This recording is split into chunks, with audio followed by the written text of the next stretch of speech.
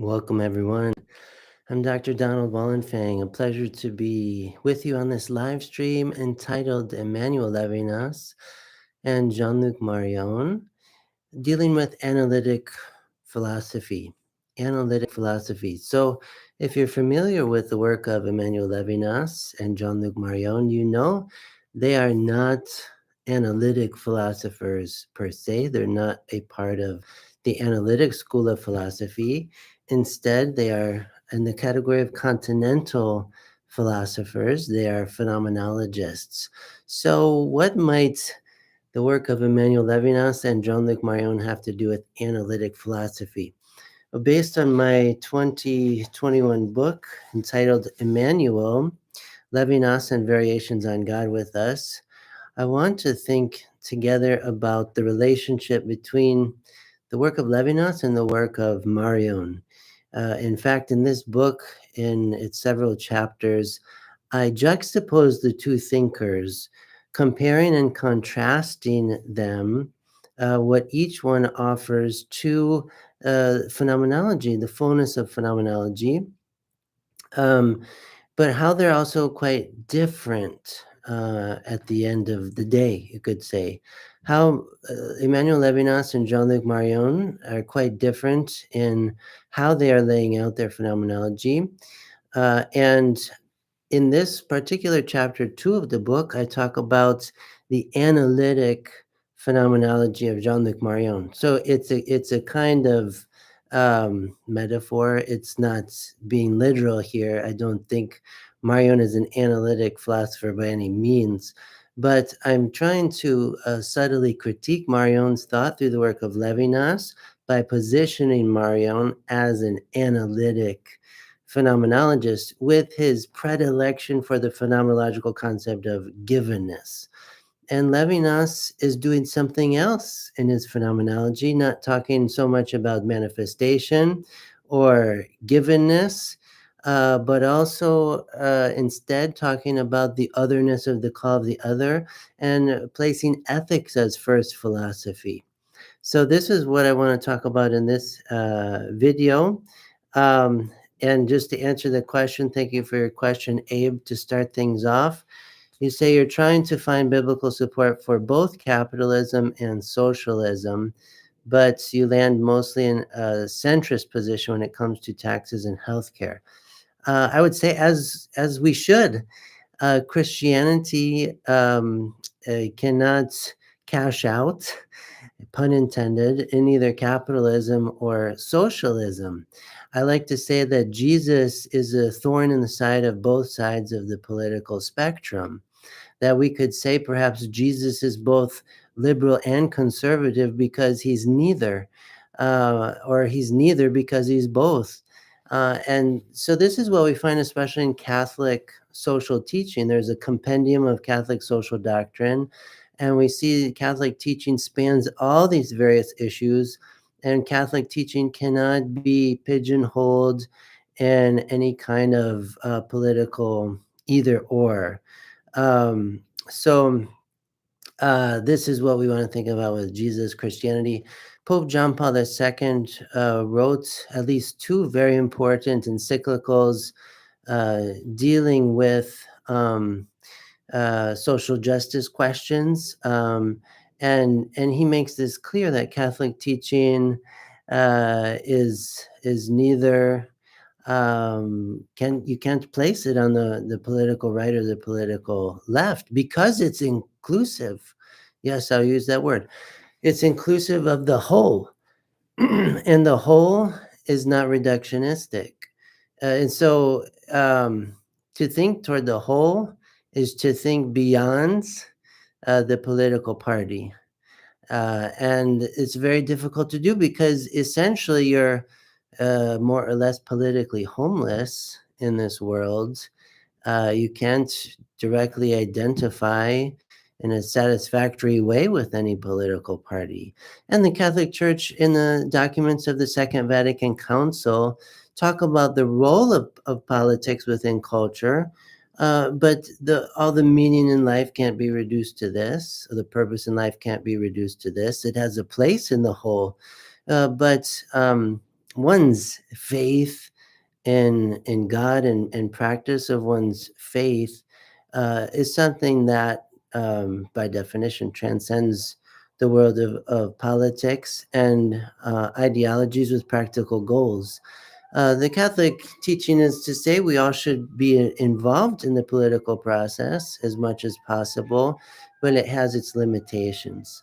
So I think you're right, Abe, in saying there's a kind of centrist position, and the Latin phrase for this in Catholicism is the via media, the middle way, that we don't exactly strike a perfect golden mean in the thought process, but through this dialectical dynamism of truth, thought moves between the poles of otherness. Thought, Catholic thought is dialogical in its nature.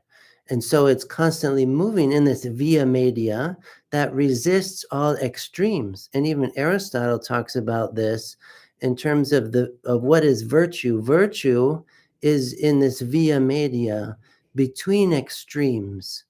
So something like the virtue of fortitude or courage, it's neither cowardly nor rash. It's not afraid of the contest of exposing oneself to harm for a greater good or sacrifice, but it's also not careless. And there's a unity of the virtues. So fortitude, courage is also prudential in its judgment. So these kinds of things we can think about more. But for today, we're thinking with Levinas, Emmanuel Levinas, who is Jewish himself, and with Jean-Luc Marion as a Catholic. But what I'm trying to do in this presentation is to respectfully critique the work of Marion, who was my teacher at the University of Chicago, through the work of Levinas. And I think it's a very important critique that Levinas will make, would have made to Marion's work had he lived longer, had they interacted more. They interacted some, but this is what I'm up to in this book. So first, we want to think about the meaning of analytic philosophy. This is something I don't talk about a lot, because if I was going to be categorized as a philosopher, I would be more continental than analytic. But also, as somebody who always says philosophy, we must begin with a commitment to the whole and seeking the whole, truth as the whole. I'm very interested to learn from analytic philosophy, and I'm sure I could learn much more from it. But what I have learned so far, I want to just present a bit, and then again think about Marion's phenomenology of givenness as a kind of analytic phenomenology in relation to Levinas, who I'm using to critique Marion. So, analytic philosophy. It seems to me analytic philosophy runs with the intention of the law of parsimony. The law of parsimony to simplify, the complexity, to simplify the difficulty. And it's kind of paradoxical, because when we read analytic philosophy, it seems very complicated. But I think the original impetus of analytic philosophy is to simplify in order to better express meaning and organize thought into a logical formula that we can see adhere to a very deductive analytic process of reasoning to arrive at the most rational clarity as possible. But this goes back to a medieval Franciscan named William of Ockham, this law of parsimony, when he writes in Latin, numquam ponenda est pluralitas sine necessitate. So this is to say that we should not force plurality without necessity. We should not deal with plurality without necessity. Let me just read the Latin again. numquam ponenda est pluralitas sine necessitate. So pluralitas should not be enforced without necessity, which is to say we should simplify to the one versus the many as much as possible in our modes of expression, in our sequential series of thoughts. And this is what's called Occam's razor, the law of parsimony, the idea that less is more. And it's trying to arrive at the most cognitive, philosophical precision by way of, we could say, simplification, but it is involving a necessary reductionism at the start. And what I want to say is that this initial reductionism, that is the outlook of analytic philosophy, is not the same as what we mean in phenomenology by the phenomenological reduction. What's meant by the phenomenological reduction is to prevent the law of parsimony, really. It's to prevent reductionism. We want to open to all that gives itself within lived experience. So we exercise the epoche, the bracket, around the brackets that we put around reality in order to expand the givenness of the real. So phenomenology, as one form of continental philosophy, is quite different than analytic philosophy. Maybe even more different from analytic philosophy than classical metaphysics. We could maybe make that argument. But Ludwig Wittgenstein in his Tractatus writes of Occam's maxim that I just read. Wittgenstein writes, if a sign is useless, it is meaningless.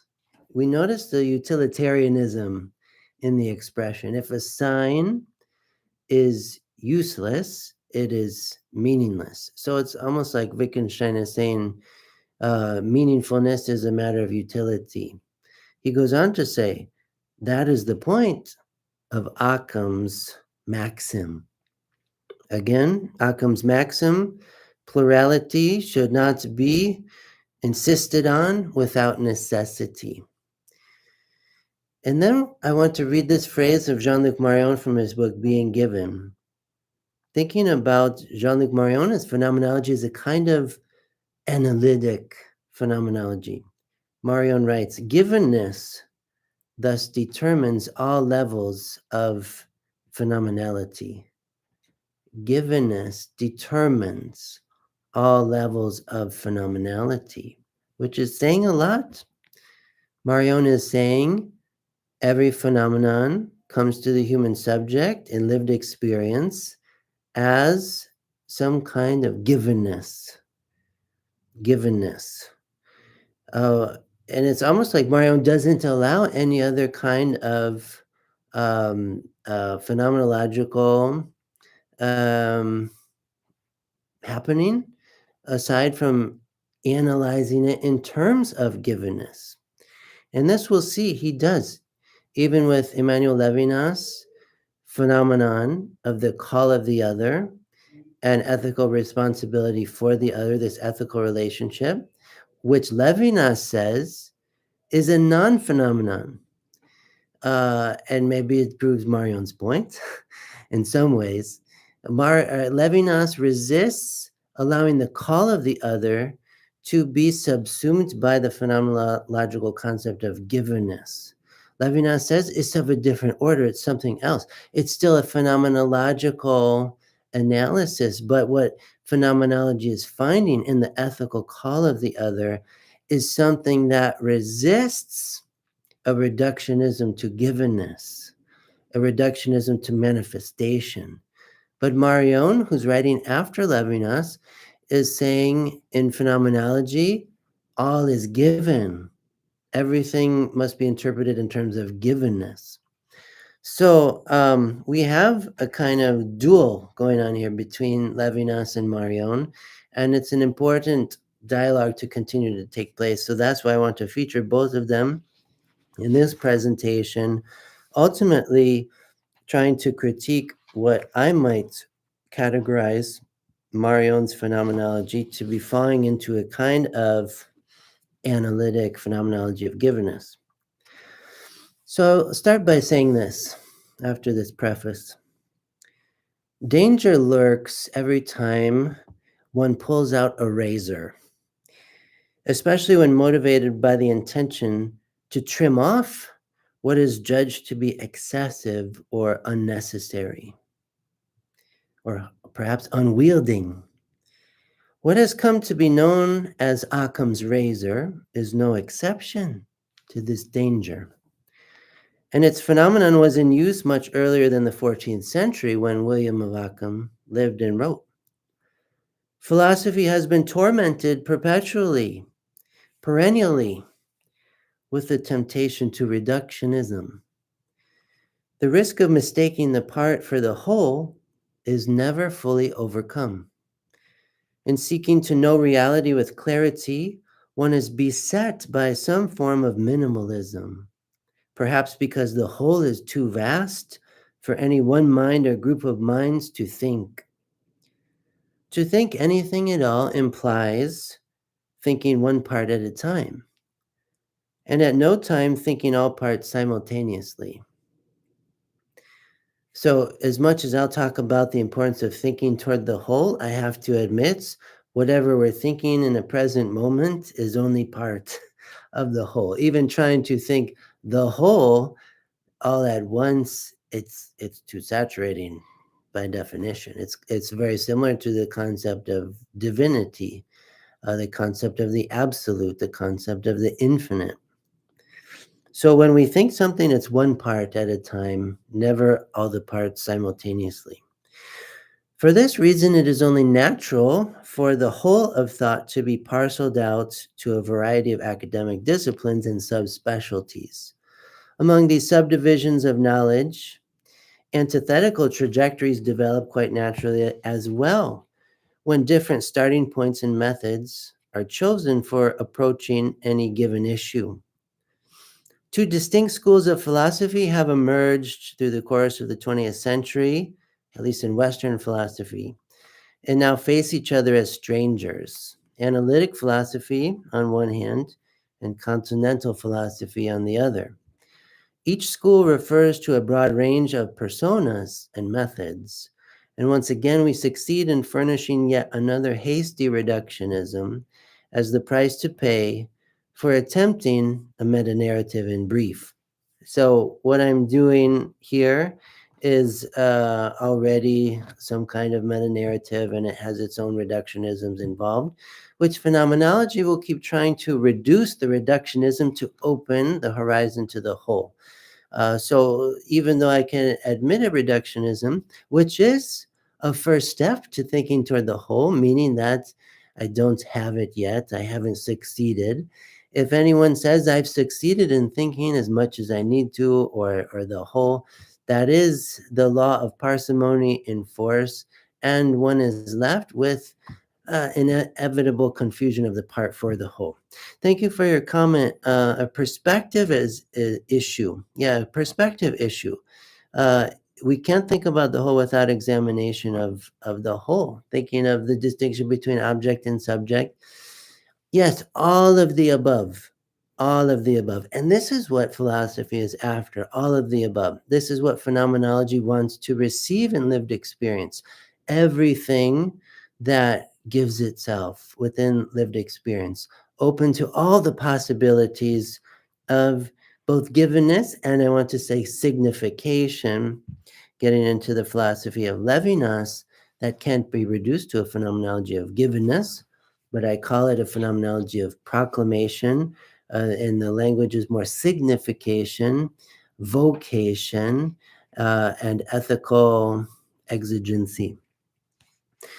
So at the turn of the 20th century, two general schools of philosophy in Europe began to develop simultaneously, geographically separated by the English Channel. In England, Alfred North Whitehead and Bertrand Russell, influenced by the logicism of Gottlob Frege, co-authored the three-volume work entitled Principia Mathematica. with the goal of reducing the principles of mathematics to logic. So this is the beginning of analytic philosophy. While in Germany, Edmund Husserl, influenced by Franz Brentano's notion of intentionality, published his 2-volume work entitled Logical Investigations, published in 1900-1901, thereby commencing the peculiar philosophical method that would come to be known as phenomenology. One of the many movements that would comprise Continental philosophy. In short, Continental philosophy refers to all European philosophy other than analytic philosophy that was developing apart from analytic philosophy. For example, idealism, existentialism, structuralism, deconstructionism, critical theory, among other philosophical currents and schools. All of these, in addition to phenomenology, are considered as part of what is meant by Continental philosophy, and hermeneutics in general is part of this. Developing rather independently of one another, analytic and Continental philosophy certainly have their differences, but they also have much in common in terms of what they were trying to accomplish. For the purpose of what I'm arguing here, I will confine Continental philosophy just to the subcategory of phenomenology in order to compare analytic philosophy to phenomenology more directly. But what I really want to compare is the divergence between the thought of Levinas and Marion within the field of phenomenology. And I want to argue that even though Marion follows Levinas on many points in its phenomenology, in the end he betrays the most foundational part of Levinas' project, that is ethics as first philosophy. For Marion, it is not so. For Marion, it is the gift, we could say, as first philosophy. It is phenomenological givenness as first philosophy, more so than the question of being, but also more so than the question of ethics. Coming after the phenomenological projects of Husserl and Heidegger, Levinas boldly claims that phenomenality has an inherently ethical character. Nothing gives itself to consciousness outside of this ethical relationship, an interior ethical relationship prior to manifestation, prior to givenness. The call of the other and my ensuing responsibility for him precede the so-called call of givenness and form the very anthropological structure of the perception and reception of givenness. So this is Levinas' argument. By leaving behind, though, what Levinas calls the trauma of transcendence, this ethical transcendence, Marion reverts back to a pre-Levinasian phenomenology by reducing the other and the call of the other to just another form of givenness. The ethical call of the other for Marion is just one of the modalities of givenness. And this Levinas would see as a problem. Levinas would identify as a reductionism of this ethical call that cannot be reduced to a plastic form of manifestation, as he says. And even if we want to say it's not even a phenomenon, and phenomenology is coming upon that which it cannot even categorize according to the univocity of givenness, this is a great discovery for phenomenology. Phenomenology is finding this point of alterity that it cannot reduce, but yet that the phenomenological reduction has opened perception and interpretation to this non-phenomenon par excellence, which is the ethical relationship itself that is inaugurated by the call of the other. In essence, Marion converts the auditory call of the other into a common instance of manifestation. Alterity is swallowed up under the rubric of givenness, thereby reducing the other to more of the same. Thank you for your comments. In modern academia, logic has been removed from language arts, in essence, compromising the classical trivium of grammar, logic, or dialectic, and rhetoric. That has affected our collective consciousness. I would agree there's a real problem in the universities, for sure in the United States today, that there's an erosion of the liberal arts. And the liberal arts, the trivium that I mentioned, the quadrivium of arithmetic, geometry, music, and astronomy. We don't have all these as required topics of study. We get very specialized things. Occam's razor is having its way with the universities today. And we have an amputation of the whole of our humanity through this um, uh, elimination of the humanities. These subjects are being eliminated as majors. For one thing, because most students aren't trying to major in them, like in times past. They're trying to major in more practical, money-making occupations. And so we have an amputation of thought, and an amputation of the humanities means an amputation of humanity. So thank you for that point. And to your point, what I'm arguing here concerning Levinas and Marion is that Occam's razor is a problem for philosophy. This consolidation of alterity into uniformity is a problem, because the thing that Levinas defends is otherness, is alterity. It is non-reducible, irreducible. We can't reduce the other to the same without doing violence to the other. And Levinas, in his book Totality and Infinity, argues that this is the beginning of all war. The conatus essendi, the struggle to be, the struggle for being, that wants to achieve self-preservation of one's own being, interprets the other oftentimes as competitor at best and adversary, at worst, adversary, enemy, threat to my conatus essendi. And so there is war, and so there is violence. But humanity is experienced, is lived, to the degree that we refuse to close the dialogue between the other and oneself.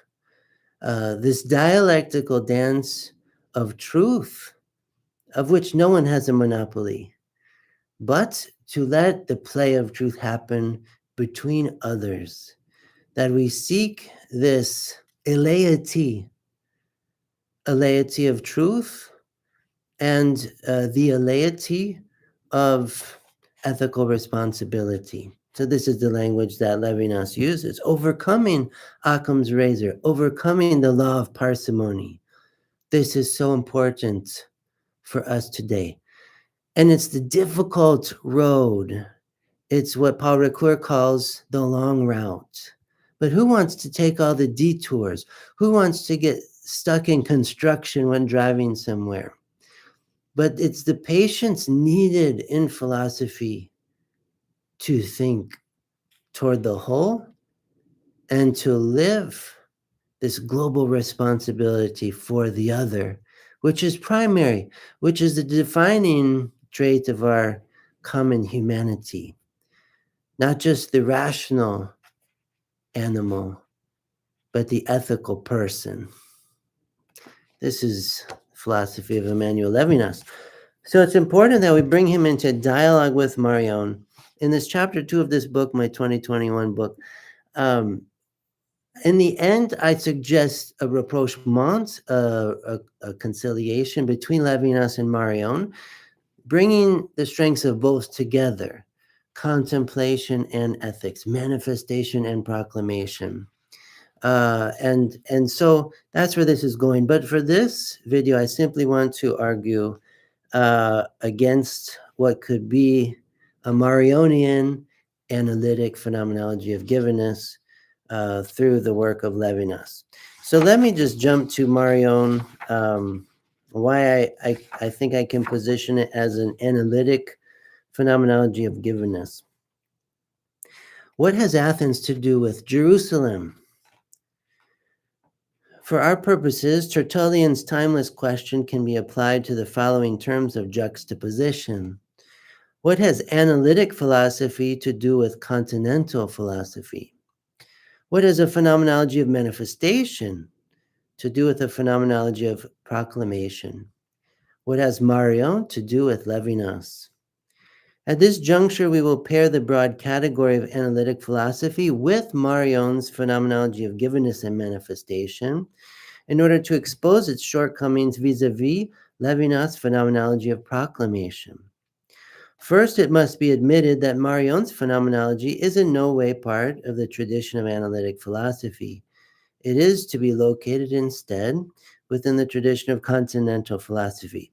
However, the prerogatives of analytic philosophy may aid to show how Marion's phenomenology of givenness falls prey to the potential reductionism of the phenomenological reduction. Let us begin then with a brief assessment of the aims of analytic philosophy in order to compare them with those of Marion's phenomenology of givenness.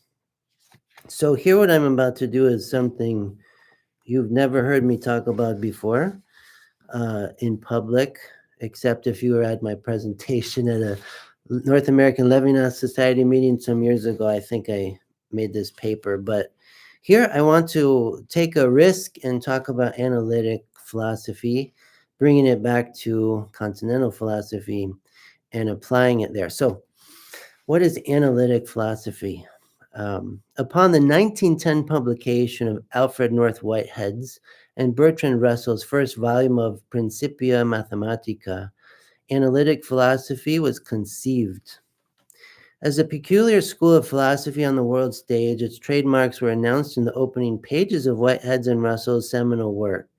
Quote, "It is framed with a view to the perfectly precise expression, and to secure it in the simplest and most convenient notation possible is the chief motive of the choice of topics, is the chief motive of analytic philosophy." And they say further, in fact, the very abstract simplicity of the ideas of this work defeats language. Defeats language. Does this sound familiar? I don't know. Maybe we can relate analytic philosophy to technocracy. The defeat of language, the defeat of the humanities, the defeat of the arts, the defeat of poetry, of many languages and their irreducibility, perhaps the defeat of culture. I don't know. Like Paul Ricoeur and Emmanuel Levinas say, the word sacred scares them because where people can take this sacred into an irrational, mystical place and do crazy things like the Nazi program. I would say also for me, the word razor scares me. Occam's razor. The law of parsimony scares me. Because from the start, the hermeneutic calibration is reductionistic. It wants less rather than more. It's already wanting to reduce the unmasterable whole to a manipulatable part, even in philosophy, even for the sake of clarity. What we have is a new dogmatism, a new fundamentalism, a philosophical fundamentalism. And what I will always argue for philosophy, we don't want to end up with a fundamentalism or reductionism. We don't want to end up here with a defeat of language. So I can't help but wanting to critique analytic philosophy along the way. And but I'll still try to think along with it for the sake of thinking toward the whole, because perhaps there's some important parts here that I may otherwise neglect in my thought process. So just at least one or two more quotes from Whitehead and Russell's book, volume 1 of Principia Mathematica. Quote, the adaptation of the rules of the symbolism to the processes of deduction aids the intuition in regions too abstract for the imagination readily to present to the minds the true relation between the ideas employed. So this law of parsimony is being exercised in analytic philosophy, again, for the sake of clarity, to try to express, to try to communicate a thought in relation to other ones in the clearest, most direct ways possible. Whereas something like poetry is unwielding for this method of analytic philosophy. It has no place because it seems to confuse the clarity of this idea from that idea, this concept from that concept. It seems to muddy the waters, you could say. Whereas continental philosophy likes to investigate not only water, but also mud, everything. So this is a helpful description of the common prescriptions of analytic philosophy. There's a book by Michael C. Rea. His introduction in a book edited by Oliver D. Crisp and Michael C. Rea, entitled Analytic Theology, New Essays in the Philosophy of Theology. So in the introduction, Michael Rea gives a helpful description of, we could say, these 5 prescriptions of analytic philosophy, to think along with these. So what's analytic philosophy trying to do? How does it philosophize? Prescription 1, write as if philosophical positions and conclusions can be adequately formulated in sentences that can be formalized and logically manipulated. Okay, we have to call a thing what it is. That's what it's trying to do. And we can now make a judgment about, do we want to go along with this way of philosophizing or not? But this is what it is doing. So to write as if all philosophical positions and conclusions can be adequately formulated in sentences that can be formalized with formal symbols and an index of these symbols and logically manipulated. The second prescription of analytic philosophy, according to Rea, prioritize precision, clarity, and logical coherence. The third prescription, avoid substantive, non-decorative use of metaphor and other tropes whose semantic content outstrips their propositional content. This is a key difference between continental philosophy and analytic philosophy. Continental philosophy is very content with metaphor, symbol, analogy, mythology, poetry, and insists that these are some of the only these are the preferred discourses to communicate certain truths, certain meanings. We can't reduce everything to propositional content, but analytic philosophy is trying to do that, to reduce all expressions and meaning to propositional content. Fourth prescription of analytic philosophy, work as much as possible with well understood primitive concepts and concepts that can be analyzed in terms of those. So the more primitive, the better. The more simple, the better. the more rudimentary, straightforward, frank, um, the better. The fifth prescription of analytic philosophy: treat conceptual analysis insofar as possible as a source of evidence. So here's how analytic philosophy is different than empiricism. It's very, in one way, Cartesian, in that it doesn't trust empirical data. So conceptual analysis is the preferred source of evidence, not external sense data that are coming out here. But it is really operating with this rationalist principle of sufficient reason, and a principle of sufficient reason at work within the interior world of logic. Interior world of logic is this way of philosophizing.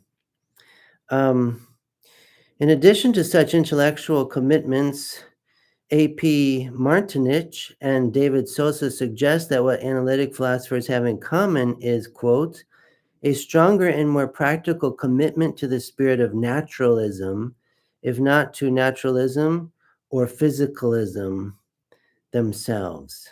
So Bertrand Russell, for instance, was self-professed atheist. He did not want to think about anything in terms other than those that then his mind could manipulate, could make straightforward, direct sense of these logical propositions, deductions, and he kept reality to this framework, um, this delimitation of reality to formalized, logically manipulated propositions.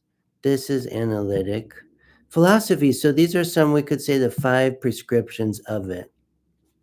Um, so, yeah, so Descartes, we can find some roots here, but also, as I'm suggesting, even into pre-Socratic thoughts, what each of these pre-Socratic philosophers offers is a concentrated part of the whole, whether Thales or Heraclitus or Parmenides, Anaxagoras, whoever.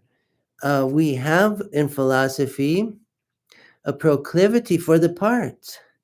Inevitable reductionisms happening all the time. And what I'm trying to do in this presentation, like everyone I give, is trying to help reopen thought to this greater whole, as saturating as it is. But part of it is this dialogue with analytic philosophy.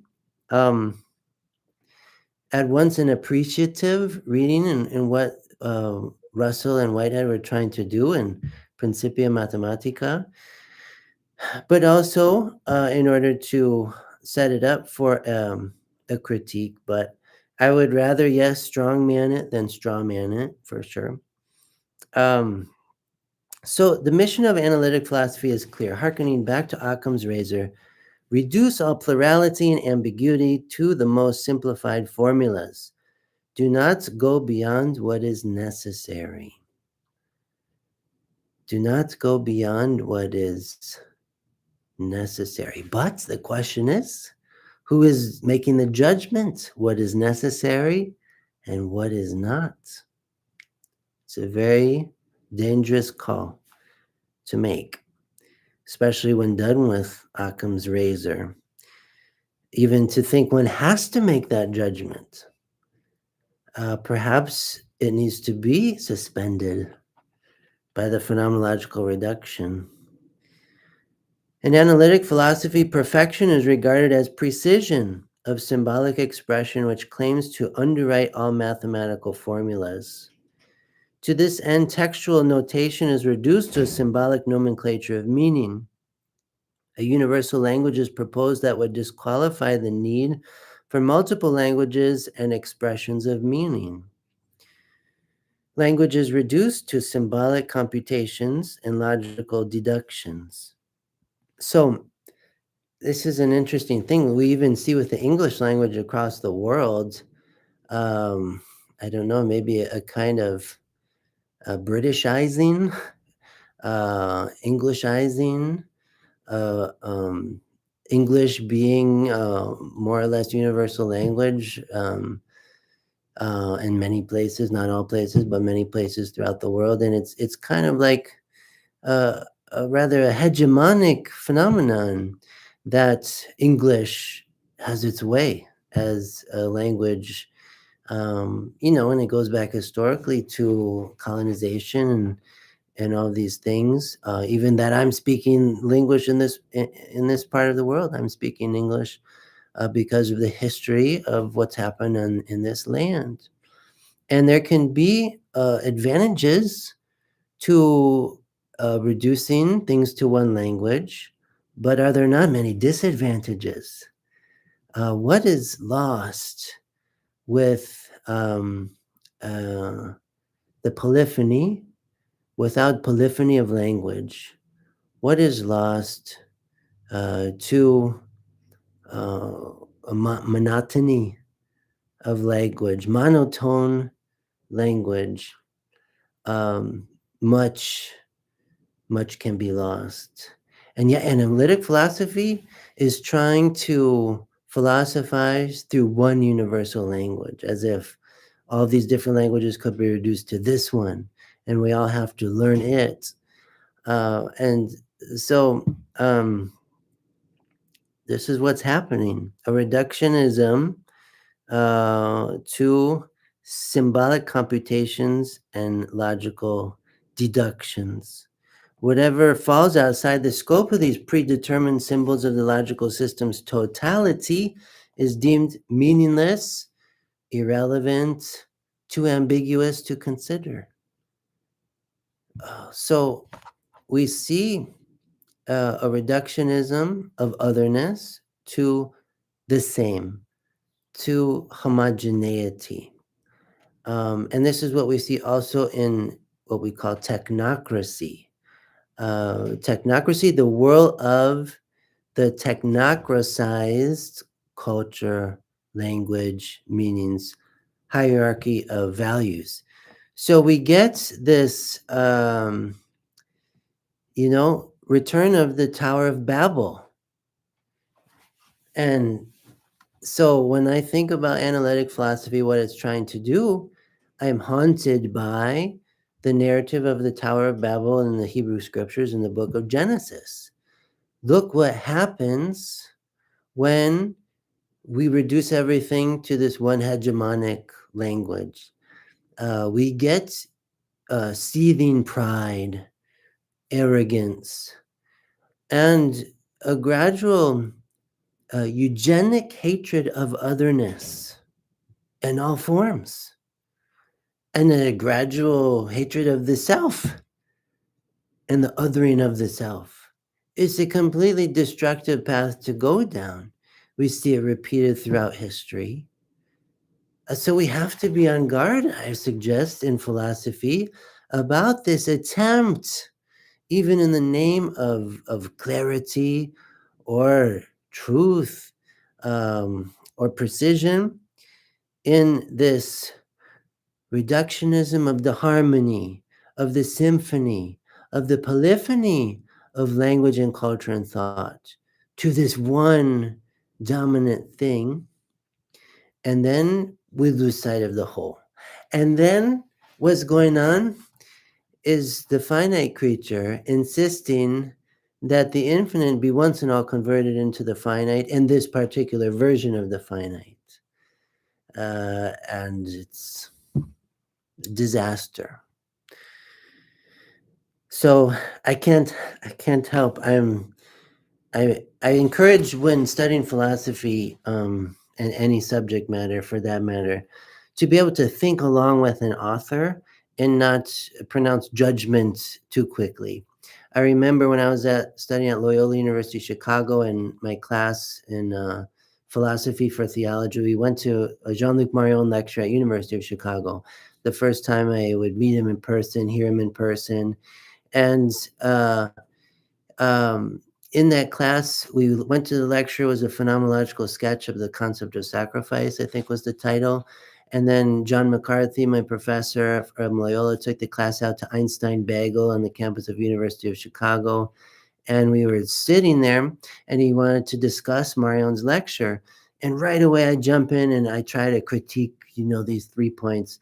And he says, well, before we move to critique, let's just try to spend time thinking along with him. Let's try to understand what he is saying and then save the critique for a later time. Is great advice, a real teaching moment that I'll never forget. And so I'm giving a bad example, probably for the sake of expedience and time limitation, that I'm critiquing analytic philosophy as I introduce it. It's not fair. It's not fair. But I just have such an allergic reaction as I'm talking about these 5 prescriptions of analytic philosophy, because it goes so much, I guess, against what I stand for. But in any case, in the name of what I stand for, the whole, I want to give it its fair shake and its proper place, and the time necessary to really study it, think along with it. But to do so as part of a much larger conversation is the key. So I apologize for too much critique along the way as I'm introducing analytic philosophy, almost just to critique it in the end. But at least I'm dealing with it and not neglecting it or glossing over it or being dismissive of it in such a way that I can't in some way dialogue with it. So we'll still try our best here. So in the spirit of the 14th century English Franciscan William of Ockham, analytic philosophy subscribes to the law of parsimony concerning the deliberations of reason. Binding itself to the economy of logical deduction, analytic philosophy reduces all reality and meaning to the lowest common denominators of expression. Again, that's my interpretation, but I would say that's what's going on. So we have a kind of, basic formula example from Principia Mathematica. I'm not sure if you can see it in my book here, but that's what analytic philosophy looks like. That's how its expressions look.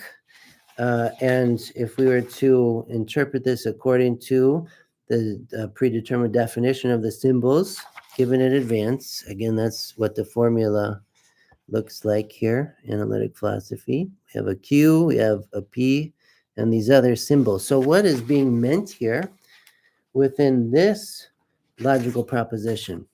So this symbolic formula signifies the linguistic statement. Proposition P is asserted simply by writing it. The proposition that P implies Q is asserted, and proposition Q is asserted.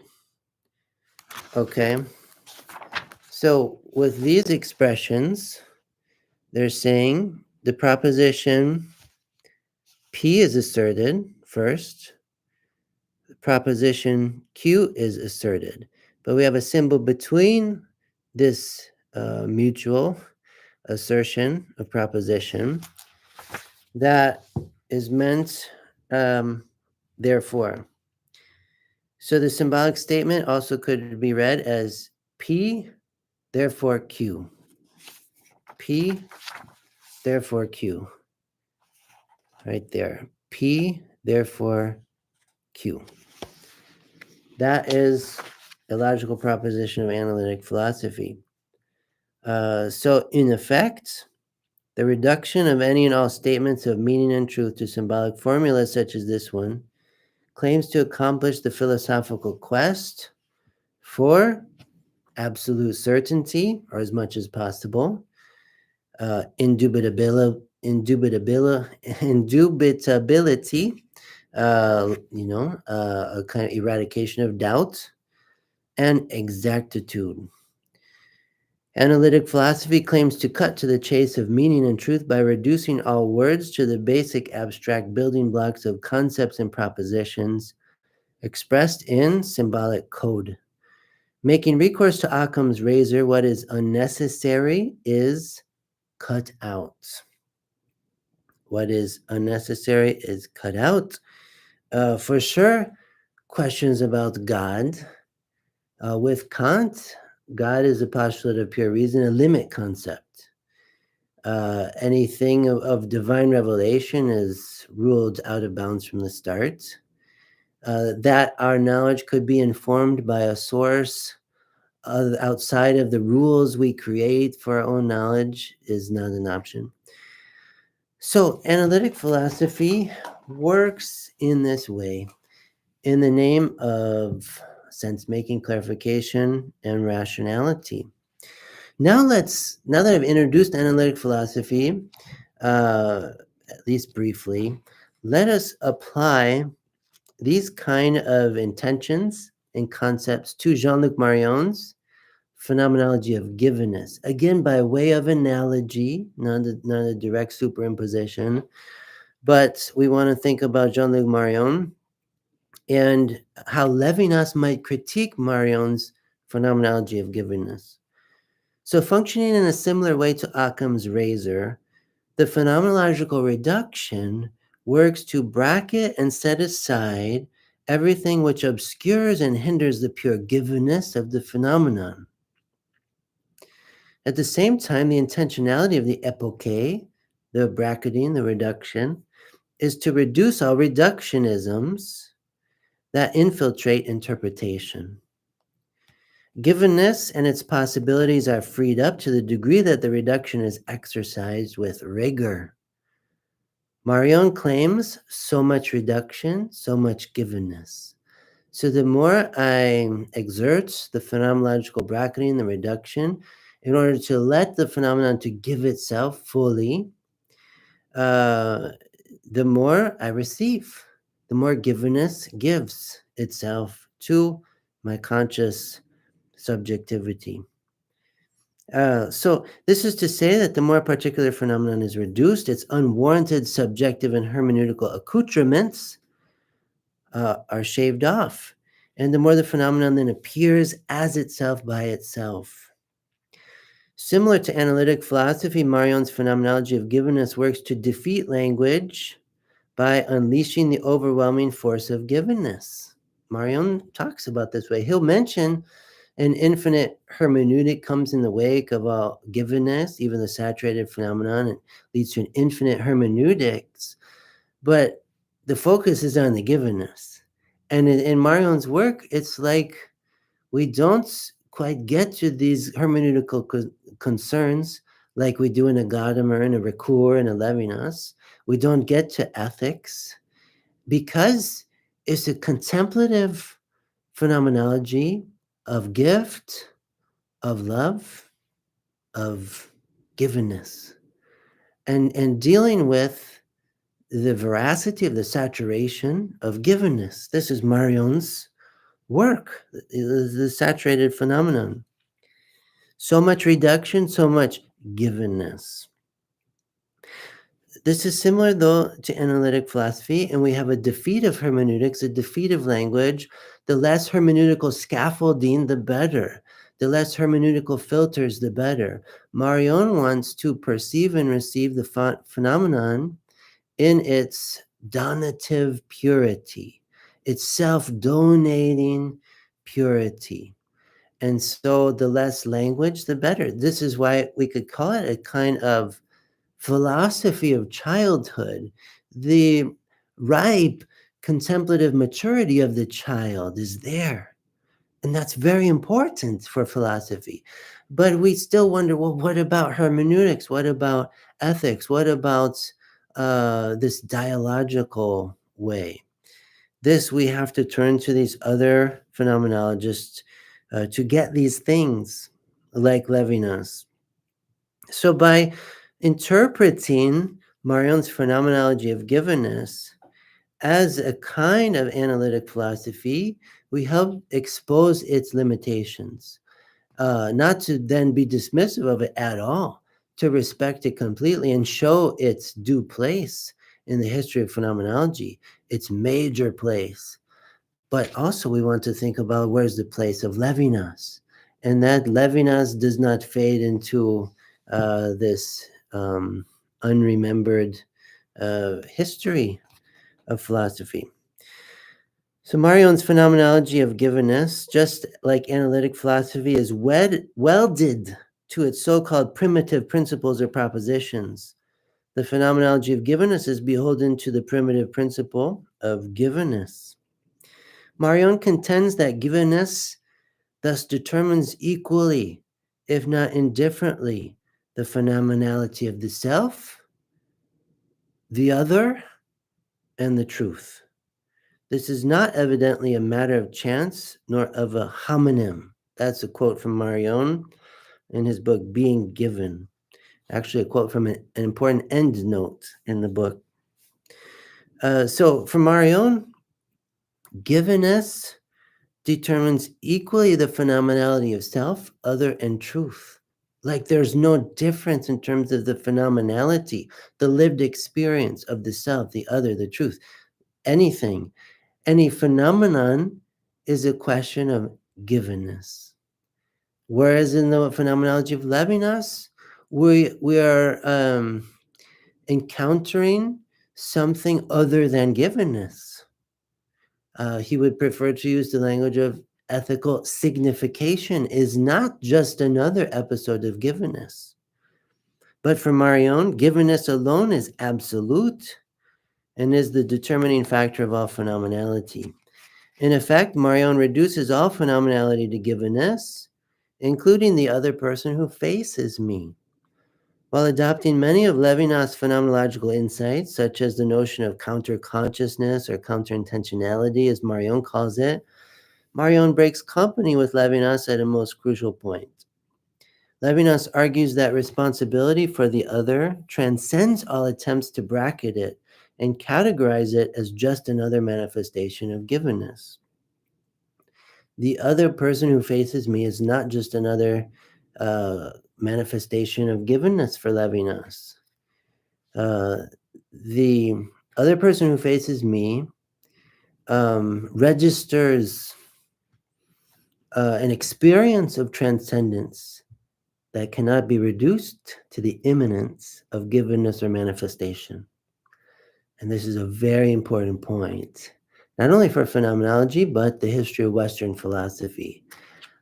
This is why I wanted to publish a book on the work of Levinas, because I think he's such a revolutionary figure in the history of Western philosophy, and that he contests just about the entire tradition by positioning ethics as first philosophy and what he means by this. He contests the question of being as first philosophy, and in phenomenology, he contests the question of givenness as first phenomenology. But for Levinas, le premier venu, the first comer, is the other, the irreducible other who faces me. Marion, on the other hand, writes, now this is a key quote from his book, Being Given. I'm putting together a couple quotes in the English translation, Jeffrey Koski's translation, pages 293, 294, and 296. I'm going to weave together some quotes here. Marion writes, thinking of Levinas in mind for sure, Marion writes, responsibility cannot be restricted to just one of the paradoxes, the icon, however privileged it might be, nor confused to just one horizon, be this the ethical. Nor confined to just one horizon, even if it's the ethical. Responsibility, Marion says, belongs officially to all phenomenality that is deployed according to givenness. All phenomenality that is deployed according to givenness. What is given as the call succeeds in showing itself as a phenomenon only on the screen and according to the prism that the gifted, the one receiving the phenomenon, the responsal, alone offers it. The pertinent question is not deciding if the gifted, the recipient of the phenomenological givenness, the gifted is first responsible toward the other, as in Levinas, or rather in debt to itself, as Dasein and Heidegger, but understanding that these two modes of responsibility flow from its originary function of having to respond in the face of the phenomenon as such. That is to say, such as it gives itself. Levinas, Marion writes, collapsed difference into the relation to the other, l'autrui. Only givenness, unfolded in all its instances, differs or defers. This is what Marion writes. And in this book, I'm commenting from page 55 of this book. I have more footnotes to more similar things Marion says about Levinas' philosophy. But can you see, can you hear how Marion's phenomenology of givenness is such a visual phenomenology, and it's all about manifestation. Whereas Levinas, it's an auditory phenomenology. It's about proclamation. It's about voice, speech, text, hermeneutics, testimony, witness, prophecy. These things that are not reducible to this world of manifestation. So it's so important for one who studies phenomenology to see this divergence in schools. And this I first showcased in my 2017 book entitled Dialectical Anatomy of the Eucharist, an Etude in Phenomenology, where I feature especially the work of Marion, Ricoeur, and Levinas. And I make this case that in the history of phenomenology, there's two primary schools that evolved through the 20th century, and we need to take stock of both of these and put them in conversation and keep them in conversation. We don't want to miss the insights, the intuitions of any of these wonderful philosophers. So all this being said about Marion, getting back to analytic philosophy. In 1918, Bertrand Russell delivered a course of 8 lectures in Gordon Square, London, under the heading, The Philosophy of Logical Atomism. These lectures articulate Russell's theory, which holds that all reality is made up of atoms, that is, those individual elements that result from logical analysis. In contrast to the monistic logic of Hegel, Russell argues that there is no single indivisible reality that encompasses the whole of atomic multiplicity. He writes that, quote, the process of philosophizing, to my mind, consists mainly in passing from those obvious, vague, ambiguous things that we feel quite sure of, to something precise, clear, definite, which by reflection and analysis we find is involved in the vague thing that we start from, and is, so to speak, the real truth, of which that vague thing is a sort of shadow. And this is published in Bertrand Russell's book, Logic and Knowledge. End quote. Reminiscent of the allegorical cave of Plato's Republic, Russell's philosophy of logical atomism seems to occur in the same genus as Marion's phenomenology of givenness. Methodological intent is the same for both: reduction to the irreducible. For Marion, givenness is the irreducible fruit of the phenomenological reduction. Yet how would Levinas respond? How does he respond in his writings to the reductionism apparent in analytic philosophy and in Marion's phenomenology of givenness? Such sparring partners were not far from the mind of Levinas, even if he did not engage them as directly and explicitly as one would like. In considering the reduction of language to a system of signs, Levinas writes that the proximity of the other is, quote, a sign given from one to the other before the constitution of any system of signs, any common place formed by culture and sites, a sign given from null site to null site. The fact that a sign exterior to the system of evidences comes into proximity while remaining transcendent is the very essence of language prior to every particular language. End quote. The dimension which analytic philosophy lacks is verticality, what Paul Ricoeur, in his essay on the philosophy of Levinas, calls verticality. There is no transcendent height or elevation within analytic philosophy, only horizontal anthropology and logical propositions at best. Analytic formulas only run left to right, only run sideways. If they do move vertically on occasion, it is only in the direction of descent. For all that logical deduction can assume at its outset, it cannot assume everything.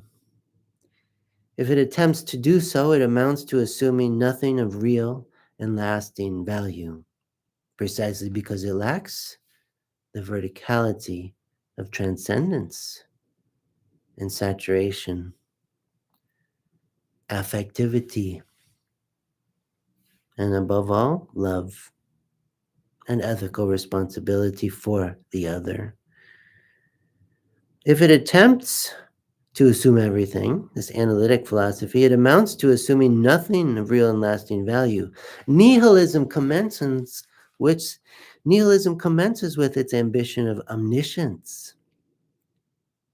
Isn't that interesting? Nihilism, the loss of all meanings, begins with its pretentious ambition of omniscience. Yes, at every point in time we know some things, but we never know all. The other instead is proclaimed as perpetuity of mystery and witness to the infinite in the work of Levinas. Levinas insists that, quote, from the outset, we think more than we can think. The things that we have without a horizon always overflow their content, end quote. Levinas says in another interview, quote, the study of the Torah is this infinity that is never finished, where the light gained illumines above all the insufficiencies of the light acquired, end quote. So Levinas getting at the ethical dynamism of lived experience that is articulated in the Jewish Torah. Whereas analytic philosophy is reduction of the meaningful sentences, assertions, propositions, arguments, metaphors, and the inherent diversity of discourse to trite symbols which inevitably reduce the excess of the meaning contained in the play of language, Levinas demands, quote, the elevation of meaning by the metaphor, end quote. The elevation of meaning by the metaphor. So if analytic philosophy excises all metaphor, we have a lack of elevation. We have a lack of ascent. We have a lack of ethical imperative. Whereas in Levinas, we have the heights of exteriority and the transcendence of the infinite evinced in the call of the other, welling up in the prophetic vocation of the self to become responsible for the other.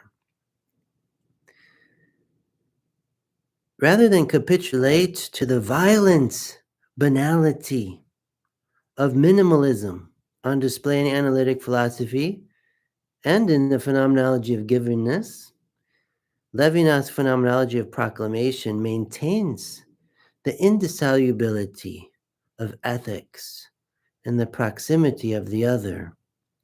Levinas writes, quote, ethics is not a simple region of being. The encounter with the other offers us the first meaning, and in the extension of this encounter, we discover all the others. Ethics is a decisive experience, end quote. So to recognize this unsurpassable quality of the ethical is the fundamental lesson and the first truth, according to Levinas. It seems to me, Levinas writes, extremely important in this connection that the relation of myself to the other not involve a collapsing together of the two, but that the two-ness The non-unity is actual in the ethical. Proximity is a value in and for itself. So maybe the difference we could say between a Levinasian proximity of the other and something like dualism, any kind of dualism. In dualism, it may one presuppose a kind of greater unity than the two, or it could presuppose a divisiveness without proximity. For Levinas, what we have, he refrains, he moves back from the language of unity, because unity can start to imply sameness, homogeneity, uniformity, um, perhaps coercion, conflation of the alterity between others. And instead, he wants to emphasize the language of two, of ethics and proximity. Proximity as a value in itself, not as a means to an end, but the point of being alive. The point of being alive, to live in responsibility for the other who faces me. So Levinas refuses to capitulate to this violent banality of minimalism on display in analytic philosophy and what I'm calling Jean-Luc Marion's analytic phenomenology of givenness, only to recuperate its definite, very important contributions to the whole of phenomenology. So it's a very respectful critique, but still some critique. For Levinas, ethics precedes givenness, inasmuch as the face of the other is irreducible to some other subcategory of the same, even that of givenness. Any category which claims to include the face of the other within its domain fails to recognize and comprehend the deflecting non-phenomenon of call and unsubstitutable ethical responsibility, which encompasses phenomenality, all lived experience as such. Levinas chastises all attempts at manipulating the alterity of the face of the other in saying that, quote, nothing, in effect, is absolutely other in the being served by knowledge, wherein variety turns into monotony. Everything is absorbed, sucked down, and walled up in the same. The fiasco of the rationality of the same. End quote. This is what Levinas would have to say to analytic philosophy on the whole. I think that's what's implied here. Calling these kind of attempts the fiasco of the rationality of the same. Are not analytic philosophy and this phenomenology of givenness guilty of reducing the whole of reality to the same? This plurality, this vast plurality and otherness about the whole, trying to reduce it to the same common denominator of either logical deduction and proposition in analytic philosophy, or the lowest common denominator of givenness in the phenomenology of givenness. For the former, analytic philosophy, a reduction to logical atoms of meaning in Bertrand Russell. For the latter, in Marion, a reduction to givenness in all its avatars of manifestation.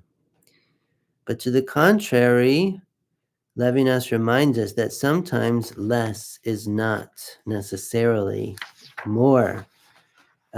Sparring with Occam's razor,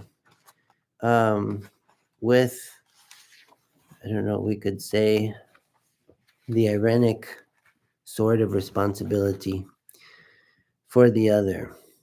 When the spears and the swords are turned into plowshares and pruning hooks, to quote from the Hebrew prophets. So this is what I wanted to put forward today in this live stream from my 2021 book, Emmanuel Levinas and Variations on God with Us. This duel between Levinas and Marion, with the help of analytic philosophy, to expose the often covert reductionisms lurking in the method of phenomenology. So phenomenology, its greatest strength, also can be its greatest weakness. It's a very careful word or phrase, phenomenological reduction. The epoche is a very careful thing because newcomers to phenomenology think, oh, we're reducing the whole to this myopic phenomenon, and then we get at its givenness. That's not the idea. There is a kind of ablatio going on, a kind of pruning, a kind of purification with the phenomenological intentionality that we want to prune away, trim away all of these unnecessary hermeneutical accoutrements that obstruct the givenness of the phenomenon. But it's a careful procedure because, of course, when we have reform, purification, pruning, the danger is we prune too much. That kernels start to get thrown out with the husk. So phenomenology is a very careful procedure, like a surgeon operating on the heart, the brain. It's very careful so that everything is held in a balance. And we don't want to end up reducing the whole. Phenomenology exerts a reduction on reductionism is what's really going on. And so we have an opening of the whole, an opening of more givenness, more signification, more ethical call and responsibility in the work of Levinas. But phenomenology, it's a double-edged sword, this phenomenological reduction, because it does very well to open the floodgates of perception and also ethical signification. But at the same time, it can start to function like a Occam's razor for the sake of getting at this one thing necessary. And then we start to trim away essentiality, which we don't want to lose in phenomenology. So philosophy wants to get at the essentials, but without neglecting to think to the margins. There's great responsibility in philosophy. There's so much work to be done. There's so many detours, so many long routes, again to say with Paul Ricoeur. And I've taken one today. I've taken one in this presentation by inviting in analytic philosophy to my typical continental discourses, tropes, narratives. And I want to exhibit philosophical dialogue across different schools. And I did it in a messy way for the sake of brevity, but I critiqued while introducing, which I shouldn't really do in philosophy. If I was going to be fair to analytic philosophy, I would try to just, even a phenomenology of analytic philosophy, I would simply try to receive all the meanings they give themselves and describe them, put it at arm's reach, bracket judgment. That would be the best way to go. So I failed in that regard, but in confessing my failure, I hope to recuperate the losses. And that's an important part of philosophy too, that we are able to confess the myopia when it happens, the short-sightedness, the tunnel vision, the narrowness. And through confession, we let the walls fall down and the horizon continues to open for thoughts. Thank you for the compliment. You like how I use the two or three thinkers as a lens for the discussion. Yeah, this is an important technique, and I recommend whenever I get to the privilege of directing a master's thesis or working with doctoral dissertations, whatever it is, I always recommend some kind of dialogical setup in the project, that we don't want to deal with just one person's thought. We want to put at least two interlocutors into conversation, preferably an old voice and a new one. and have some definite difference in the conversation partners, then that through the dialogue, something new comes into view. Uh, this is the law of fecundity, we could say, that through this unity of plurality, there is paideia, there is a fruit that is generated. So I hope today I at least exemplified that in the importance of putting together thinkers, Emmanuel Levinas and Jean-Luc Marion, along with Bertrand Russell, Alfred North Whitehead, the founders of the Analytic School of Philosophy in the UK, putting all into conversation so that we learn from everyone here and we work toward the synthesis, the philosophical synthesis, not a Hegelian synthesis where we have no more difference between thesis and antithesis. We want to maintain the dialectic. This is my procedure. This I learned from Paul Ricoeur, especially, but also Levinas, David Tracy, my teacher at Loyola University Chicago, John McCarthy. This elliptical way of thinking, where there's always two foci and not a singular focal point, but an inherently dialogical way of exploring the truth, exploring the whole, and we don't let it collapse into some easy, oversimplified reductionism that we could call a fundamentalism, an ideology, a dogmatism, where thought stops thinking ultimately and just starts peddling its wares, its ideological wares. And so, to go on YouTube and do these live streams like this with the whole in mind, it's a challenge because it's not popular. And it probably never will be popular. I'm not an ideologue. Most of what we have is popular in social media is the peddling of ideology. And people get on board with those things because it gives a kind of pretentious confidence through this oversimplification of the whole.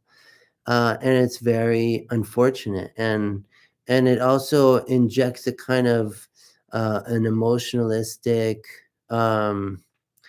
antagonism and a competitive atmosphere of we have this other who needs to be defeated, and it's the conatus estendi writ large in a zero-sum game. And I don't want to be part of that. I don't believe that's reality. I don't. I trust the testimonies of the martyrs, of the marginalized, of the mothers, of the children, of impoverished persons, disabled persons, the pariahs of society. I trust the witness to the otherwise than everything and nothing, namely divinity. Yeah, I like how you say you prefer a home cooked meal over fast food. Yeah, and to feast at this table at the crossroads of cultures. Um, One of my favorite YouTubers out there, who I'll mention, to bring the point home in a more concrete way, vivid way, Mark Wiens, Wiens. He's a foodie, a food lover. He describes himself as a full-time eater.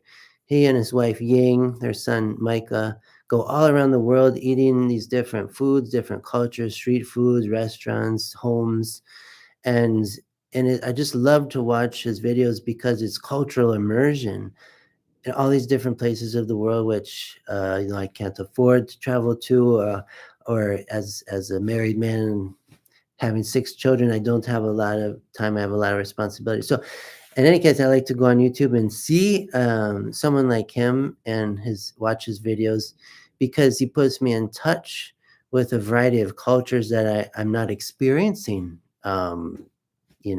right in front of me. So I love these kind of things, and I love the arts. I love these encounters with different kinds of expression. because it awakens good global philosophy, genuinely Catholic thought. The meaning of Catholicism, and even the Catholic Church, is a church that comes alive precisely through the multiplicity and plurality of cultures that make it up and hold together in a unified confession of faith. But in Catholicism, it's defined, even with St. Paul in 1 Corinthians chapter 12, one body with many members, many different parts, and all the parts serve the whole. That is the body, Christ the head, we the members. So I like to think along these ways, and today, we have some interreligious connotation here with Judaism and Christianity, at least, and even a certain stripe of atheism with Bertrand Russell. And why does he insist on this? And why does he doubt the existence of God, or perhaps is reluctant to ask the question in his philosophy? We want to think along with all of these thinkers and draw profits from what each one has to offer, not in a relativistic way, not even in a syncretistic way, but in a symphonic way that proceeds through this philosophy of dialogue, this philosophy that respects the other, what the other has to say, what the other has to contribute to the whole. Even as we go into this respectful and reverent procedure of critique, of mutual critique. Someone just shared a critique to me today about my YouTube videos. They're not very understandable unless you're an expert, have some expertise in phenomenology or metaphysics and things. And so I take it to heart and I say, okay, how can I make what I present more accessible, to more people, without coming across as elitist? So I take up the challenge, and I appreciate the critique. I appreciate the candid reaction someone had to seeing a couple of my videos. They didn't like it because they couldn't understand what I was saying, as if you have to get out some special lexicon dictionary to place what I'm saying. So I'll try to do better with making what I say accessible. Again, I have limitations with just presenting the English language primarily. And I admit that. But in the admission, what I hope that anyone who's listening to me would do is to appreciate all the more the diversity of languages to get at the resonance of truth. Just yesterday, I was writing an article involving some scripture from the book of Genesis, and I had out multiple English translations, but the original Hebrew, the Greek Septuagint translation of the Hebrew, Jerome's Latin Vulgate translation of the Hebrew, and it's. I wanted to read all of this, and in reading all of the different articulations of the meaning, we get this symphonic resonance of the meaning of the truth. And this is what I was enjoying very much. And what I love when I do Lectio Divina, when I read scripture, my preferred way is this kind of getting into multiple languages and translations and working with them as best I can to notice different things in the texts. And then I'm getting at a truly Catholic way of reading the text, a very global, cosmopolitan, yes, inclusive, and responsible way of reading the text. So thank you so much for joining me today. If you have any other questions, comments, you can feel free to put them in the chat before I sign off with this edition of my live stream.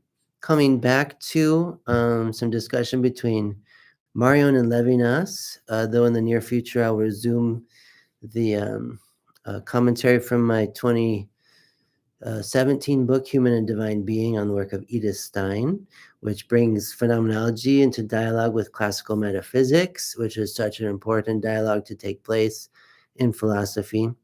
But for today, for a change, I came back to this text and really enjoyed getting into these topics. There's much more to say. You can find more in my 2021 book, Emmanuel, subtitled Levinas and Variations on God with Us.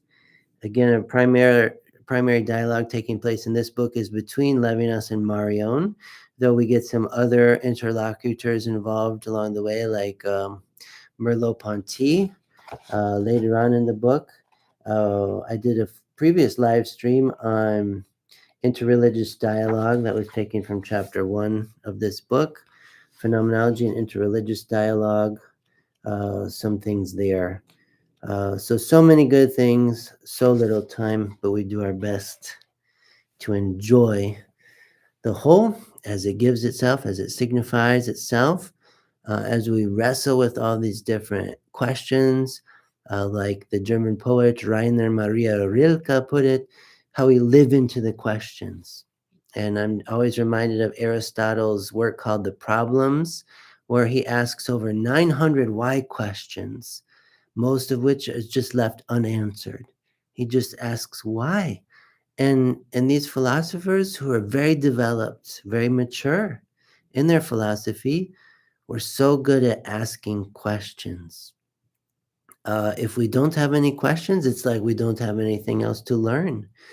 But our questions themselves lead to greater learning. They provoke the discovery. They bring us back to the library, to that new search online, Wikipedia and beyond, to go into the depths, to follow the footnotes where they lead, the cross references, the bibliographies, to gather up the whole. So this is what we are about, I think, in Catholic philosophy, which is always at once theology and an openness of reason to divine revelation and the rationality of this revelation, and also what this revelation reveals to reason, what it lacks without it. So I thank you all so much again for joining me. It's a great gift to be in your company wherever you are in the world. I thank God for our modern technology and YouTube and internet to connect all over the world.